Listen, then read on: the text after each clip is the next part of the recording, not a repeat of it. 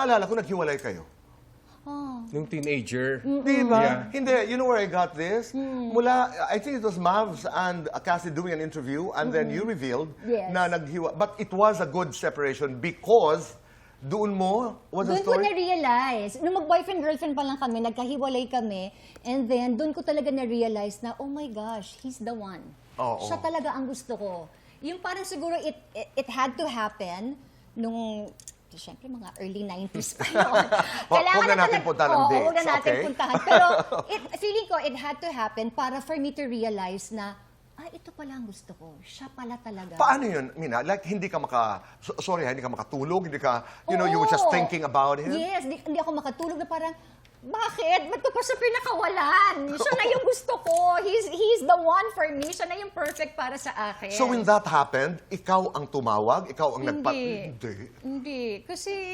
Siyempre, Kasi paano parang nangyari? I had to respect eh. Parang nung time na yun, gusto ko din siyang respetuhin dun sa desisyon niya, dun sa choice na nag-pray lang ako, tsaka nag-wait. Oh, nag-wait ka. Nag-wait lang So- ako, tsaka nag-pray talaga.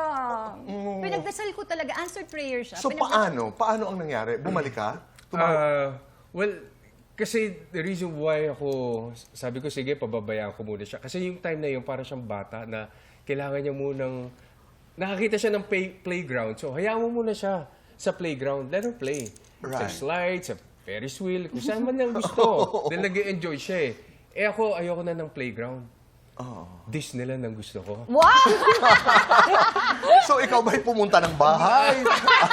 Ano ba? Sinuyo mo ba? Anong nangyari? So, pinabayaan ko siya hanggang sa, there was a time na, yeah, I guess, ikaw yung tumawag, eh. Sabi ko, sige, mag-dinner nga tayo. Yung pag-dinner namin, hindi ko napigilan, Tito Boy. Parang nasa steakhouse kami, kinagat ko. Kinagat niya ako!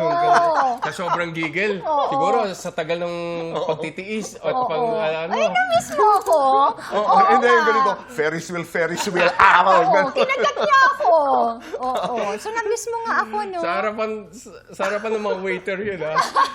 Kwento lamang po yan. Pero ibig sabihin nga, minsan, it takes a separation. You have to take a few steps backward to have a better view Yes. of what is happening in life.